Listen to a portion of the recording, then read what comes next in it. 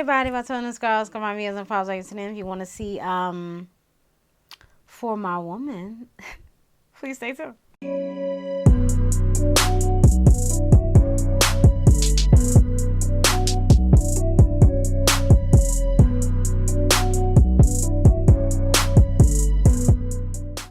All right, y'all. So, I do the For My Man series. So, I'm guessing they got a For My Woman series. I don't know, because the YouTube video that I was watching, it said For My Woman series. So yeah, so the guys are basically kind of saying that the guys are falling into what the woman is saying. So let's just see what it is. Okay, so I'm gonna do this tonight, and it was 2 stories that I watched today. So, this one was, oh, sorry. I was going to do the, oh, Lord. Okay. So I got my little notebook, okay, and we'll be struggling with my hearing. Sorry, y'all. All right, so this happened in Cali with this guy named Tim Collier, okay. He started using drugs. He did not have he didn't have a good foundation with his mother. Even though he lived with his mother, his father was in jail, he didn't get along with his mother over 10 years, he became he was 26 years old, and he went to West Bloomfield, Michigan to go get a job, and and started working at Joseph Mercy Hospital. He was on crack and stuff like that, and taking drugs and stuff like that, so he didn't have a family foundation. So he went to West Bloomfield, Michigan, and he got a job, and he started he went to Joseph Mercy Hospital. He was working as a janitor, and he liked the new job. He lived on the edge and stuff like that. I believe he was still taking drugs and things of that sort. So while he was working there, he met this young lady, Carol Giles. She was 26 years old. Carol, her parents, she didn't have a really good relation with her parents as well. So there was an instant connection between the two of them. So the only thing is, Carol is married. Okay. Carol is married, and her husband is a cocaine dealer, and he works as a janitor at the same place, at the same hospital. So all 3 of them was working at the same hospital, I believe. Okay. Met her husband when she was 16, and she left home to be with the guy. His name is Jesse. And so he showered her with gifts and stuff like that with the money he was getting from the cocaine and stuff like that. And then 2 years later, they got married. They had 2 kids. And so her husband started becoming abusive and things of that sort. And he was asking her to sleep with his customers, his clients, or whatever the case is. Yeah.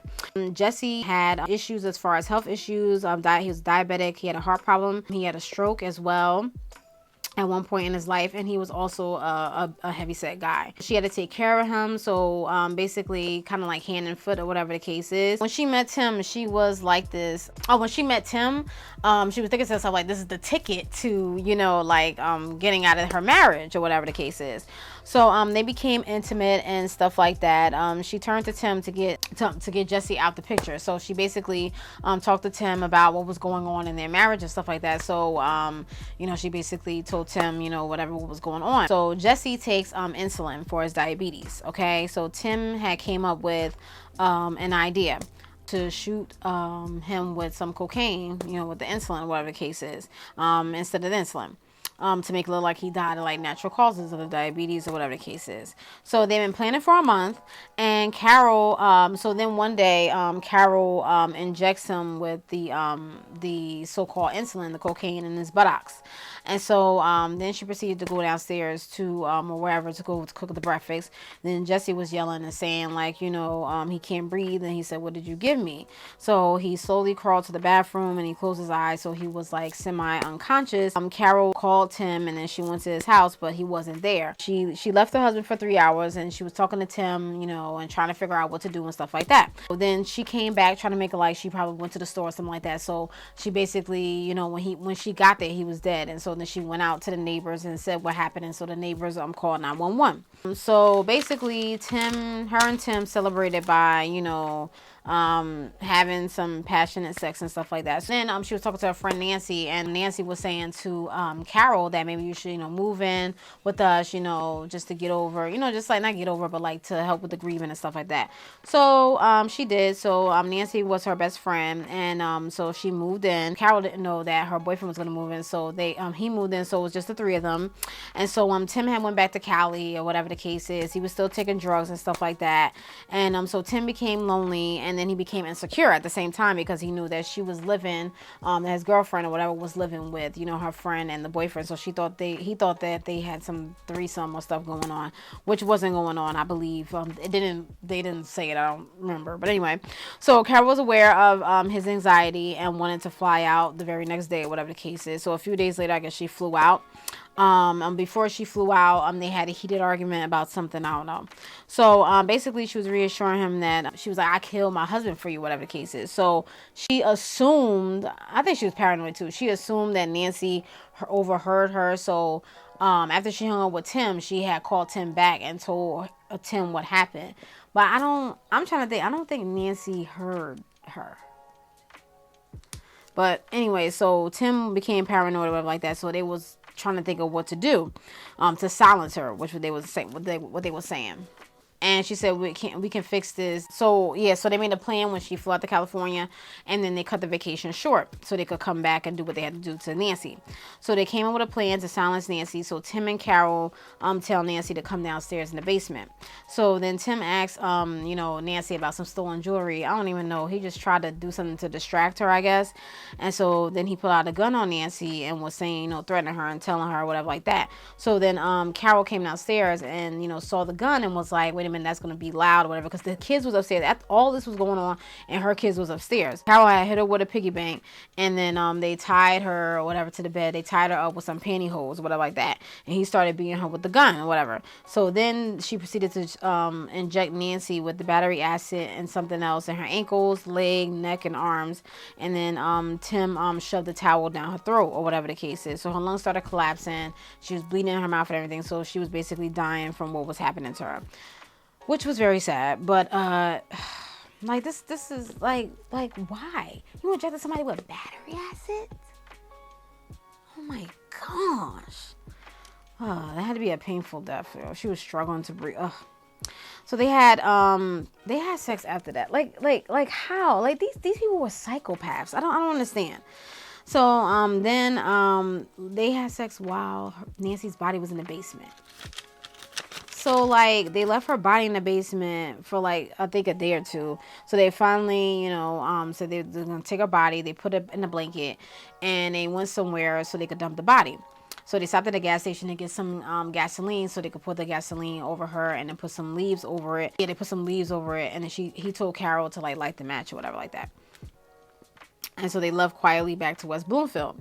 So then some fishermen spotted which caused body, but the body didn't burn because the fire had went out, I guess right after they left. So so police was able to, so the people was able to, see her face and stuff like that. So she had a shirt on that had where she worked at. They went to the place, and the manager said, yeah, he figured that she, he thought it was strange that she wasn't coming to work because that's not like her, whatever the case is. So they had showed him the crime scene photo and asked, was this her? Was this Nancy? And he said, yeah. So they went to Nancy, they went to Carol, and then she turns on her lover, Tim, and she said that he was the mastermind, and Nancy was already dead, and she played the victim. No, he didn't. So he was in Flint, and he drives to Carol's house because he was anxious, and the police was there, and he was arrested. They questioned him, and he was quiet and cautious of his answers. And Tim comes clean and said he killed Nancy and the husband. Nancy and first the husband. So Carol gets brought in for more questioning, and she admits that she was involved in Nancy's murder, and she admitted. She was charged with first degree. I think they both was charged. No, she was charged with first degree murder. First degree murder for Jesse Giles and Nancy Miller, and Jesse body was exhumed, and she was sentenced to life without so she was sentenced to life without parole because Jesse's body was exhumed so they could investigate. Both of them had 2 consecutive life sentences. They both had life without parole, and her children are being raised by relatives, and yeah. Like, you injecting people with battery acid?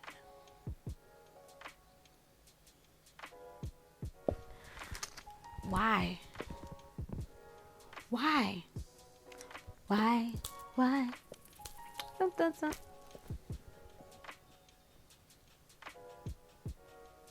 Like, if you don't want to be with your husband and you have a side piece or a lover and get the divorce. It's a lot of paperwork, but the consequence is not jail. And you had 2 children. You doing all this. And I forgot to mention, when they went out to dump the body, her kids was asleep. And they said they was able to make it back in time when their kids woke up so they could send them off to school. Well, it's her kids, not his kids. What type of mess is that? Like, bruh. So you did all of that just for some passionate sex or whatever the case is. Tim was a crackhead. Why? So you wanted to... Okay. I mean, your husband wasn't really any better because he was a cocaine dealer and he was selling you to his clients. So it's just like, bruh. And you left when you were 16 to be with him. So it's like you messed up all the way around. So, I mean, you had... Basically, it was... You fall in one hole and back in into another. It's like, bruh, now you in jail for life. Can't see your kids. I mean, you can see your kids, but behind bars. Like, I mean, people, like, I don't understand. Like, I don't understand what people be thinking. Like you're not gonna get caught. Like, you got 2 crackheads. I think she was doing crack too. Like, you injected people with battery acid. I believe Nancy did not overhear her. I think she was paranoid. He was paranoid. I think they really had some type of underlying, like, mental issues because of what they was dealing with. I'm not giving that as an excuse because, a lot of people like to throw that out there. But there was some things going on. If Tim was always paranoid, and then she was paranoid too, but he was very paranoid and anxious and stuff like that. So he probably was depressed and also probably manic as well. So it's like you don't know what was going on through his head because he was still on crack. She did some crack and stuff like that. I don't think Nancy overheard her because when they was telling a story about Tim asking Nancy about jewelry, she didn't know what he was talking about. And I didn't even know what he was talking about. So it was like, and the story, like, she didn't bring up anything about, Carol killing her husband. I don't think she heard. They was just paranoid. These people was just like, they just wanted to kill somebody. Like, I mean, and like I said, if you don't want to be with somebody, just get a divorce. I mean, maybe she was scared of Jesse. Carol was scared of Jesse, and he probably would have did something to her if she would try to divorce him. But, you could have went to the police and said, hey, I'm trying to get a divorce, and my husband is not going to go for it, so I'm going to need some, like, protection when I hand him this, these papers, whatever the case, not kill him. Like, and it's like they almost got away with it, but they done exhumed that body and was like, no. No. He was not injected with insulin. He was injected with, I think it was cocaine.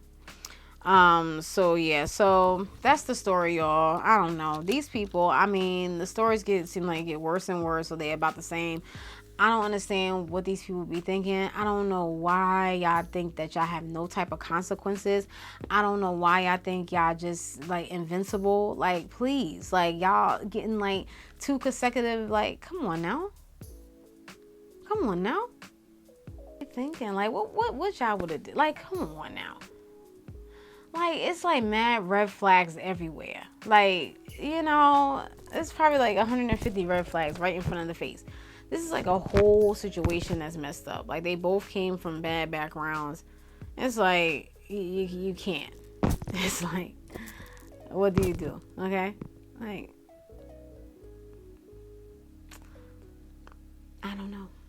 It's sad. It's sad how some people, you know, their upbringing and certain foundations people come from is very sad in a way, because it's like they don't know basically what's right from wrong, really.